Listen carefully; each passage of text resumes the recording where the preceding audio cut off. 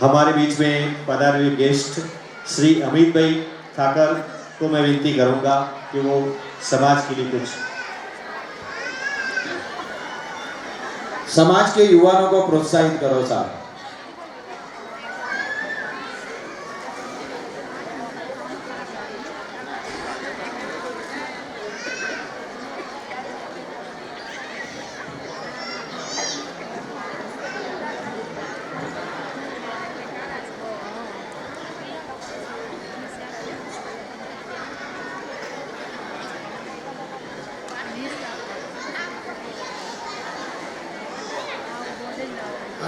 आदरणीय मुळाजी प्रजापति,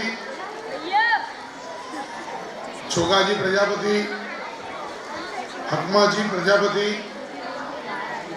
हमारी बहन चेतना बहन, भाई हमारे परेश भाई, डॉक्टर हैतल बहन, बाबू भाई सोमा जी और हमारे युवा श्रेयांश भाई, भूपेंद्र भाई और मुड़ा जी, और जो अपनी मेहनत से जिन्होंने राजस्थान से आके गुजरात को अपना घर बनाया और अपने परिवारों को मेहनत से ईमान से जिन्होंने जीना सिखाया, ऐसा मेरी दृष्टि से बहुत ही ज़्यादा रिस्पेक्ट के पात्र है ऐसा मेरे सामने बैठा हुआ मारू प्रजापति समाज।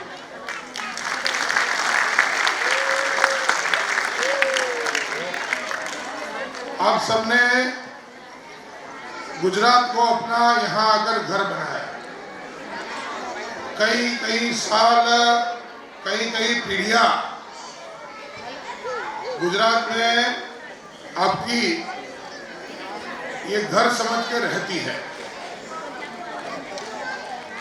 तकरीबन कोई ऐसा व्यक्ति नहीं होगा जिन्होंने प्रजापति समाज के व्यक्ति के वहां से सब्जी ना खरीदी हो या अपना किराना ना खरीदा हो। मैं भी जब बच्चा था तो मेरी माता जी कहती थी कि अमित जाके सब्जी लेके आ। मैं भी वो हाथ में थैली लेके चड्डी पहन के दौड़ के, हमारे रामजी मंदिर का चौका है वहाँ वरदा जी का सब्जी का दुकान था, आज भी है, तो वरदा जी की सब्जी लेने में पहुंच जाता था। तो बड़े प्यार से, तब भी उनके 4 बच्चे थे, चारों मेरे से, आज भी 20 साल के बाद भी एक बार पहुंच गया था 5-6 साल पहले, तो आज भी वो 20 साल के बाद भी मुझे बहुत अच्छी तरह से पूरे पहचान के पूरे खड़े हो गए। तो इतना प्यार देने वाली ये प्रजापति समाज है जो एक बार रिश्ता बनाती है तो रिश्ता तोड़ती नहीं है। तो यही प्यार यहाँ पे आपने अपने बिजनेस के साथ खड़ा किया है, पाया है, सबको दिया है, और इतने दूर रहने के बाद भी अपने समाज को आप भूले नहीं, अपनी संस्कृति को आप भूले नहीं, अपने राजस्थान को आप भूले नहीं। राजस्थान जो ये देश की शान है, यदि राजस्थान नहीं है तो इस देश के अंदर बहादुरी का कोई नामो निशान नहीं है। यदि राजस्थान नहीं है तो कुर्बानी नहीं है, राजस्थान है तो शौर्य है, हिम्मत है। तो वैसे राजस्थान को भी आप भूले नहीं, उसके लिए भी आप बड़े प्रशंसा के पात्र हैं। आप जागरूक समाज भी है, आपने जागृति के साथ अपनी तो मेहनत की, अपने घर बनाए, अपनी यहाँ पे सारी प्रसंग जितना भी है समाज को निकाला। अब आने वाली पीढ़ी को एजुकेशन देना चाहिए, वो आपकी जागृति का पार्ट 2 है।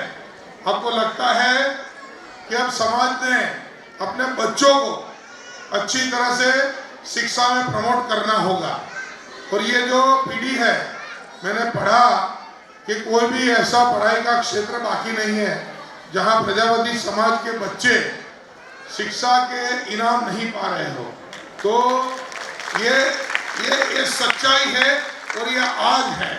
मेहनत तो आपकी रगों में है, जो आने वाले कई सालों तक वो आपकी रगों से, आपके आने वाली पीढ़ियों के रगों से मेहनत और ईमान की जो खुशबू है वो जाने वाली नहीं है, क्योंकि लोगों ने अपने पिता को, दादा को मेहनत की खाते हुए देखा है। तो जिन्होंने अपने दादा पिता को ठंड, पानी, बारिश, गर्मी सहते हुए भी ईमान को नहीं छोड़ते हुए देखा है, उस पीढ़ी को अपने जीवन से कोई ईमान से दूर नहीं कर सकता, मेहनत से दूर नहीं कर सकता। तो ये तो आने वाले दिनों में वो तो जिंदगी भर रहने वाला है। पर आज जो ये नई सच्चाई है कि अभी नई पीढ़ी पढ़ाई को एक हथियार बनाकर आगे बढ़कर अपने आने वाले दिनों को संवारने में लगी है। और मैंने श्रेयांश भाई को पूछा, जो खुद अभी यहाँ पे गांधीनगर के अच्छी जगह पे, जल भवन में अच्छी जगह पे पहुंचे, बाकी के कई लोग अपनी सफलता की कहानियां लिख रहे हैं। ऐसे सारे बच्चों को मैं अवश्य ये कहूँगा कि आप खूब मेहनत कीजिए, खूब आगे बढ़िए। आसमान खुला है। भारत की विशेषता यह है कि सपना देखने की कोई मनाही नहीं है। आप पैदा कहाँ हुए वो मायने नहीं रखता है। सपने आप देखो, सपने सच करने के लिए पूरा आसमान खुला है, और यही भारत की सच्चाई है और यही भारत की विशेषता है। जितने बड़े सपने होंगे, सपने उतने ही पूरे होंगे। थोड़ा माइक ऊपर उठाओ भैया। ओ भैया, आप एक बार सच्चाई से आप सपने को ऊंचा कीजिए, चलेगा। तो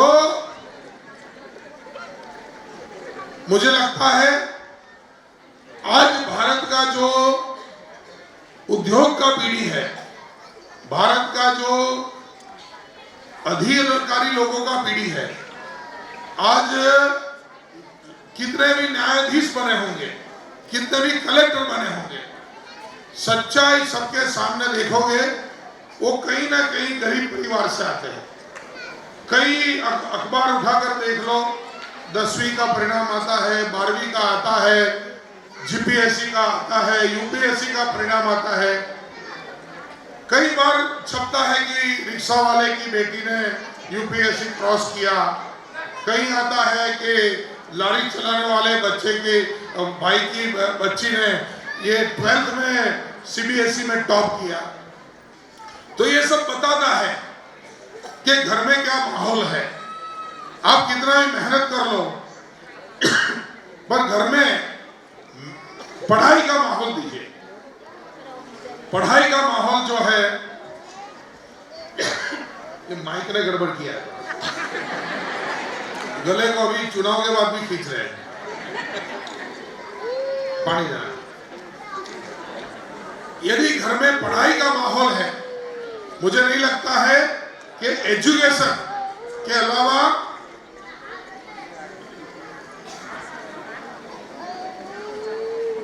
कोई भी हमको इज्जत दे सकता है। पैसा कितना भी होगा, पैसा घर में लेके नहीं घूम सकते, हाथ में लेके नहीं घूम सकते। 2 लाख की घड़ी पहन लो, बार बार ऐसे बता नहीं सकते। देखो घड़ी 2 लाख की पहनी है तो हाथ ऐसे ऐसे करते हैं, ठीक है ना।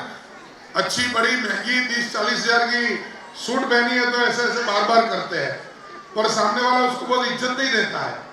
पर यदि कह दो कि मेरा बेटा अधिकारी बना है गांधीनगर में, तो समाज के 25 लोग कहते हैं, अरे श्रेयांश भाई का बेटा जल भवन में आ गया। पूरे परिवार का नाम हो जाता है। होता है कि नहीं होता है? तो इज्जत जो है वो बच्चे को संस्कार देने में है। इज्जत बच्चे को स्कूटी लाके दो, नहीं तो बच्चे मेरे पीछे पड़ जाएंगे। अच्छा मोबाइल लाके दो, मोबाइल पुराना हो जाएगा, सब कुछ पुराना हो जाएगा। पर यदि आपने उसको संस्कार दिए हैं, शिक्षा दी है, तो ये आने वाले दिनों में शिक्षा को कोई चोरी नहीं कर सकता, उसको बाहर बहा नहीं सकती, उसको आग जला नहीं सकती, उसको कोई एड्रेस की जरूरत नहीं है। यदि आपने अच्छी शिक्षा पाली, विश्व में कहीं भी चले जाओ, आपकी डिग्री से आपको सम्मान मिलेगा मिलेगा मिलेगा।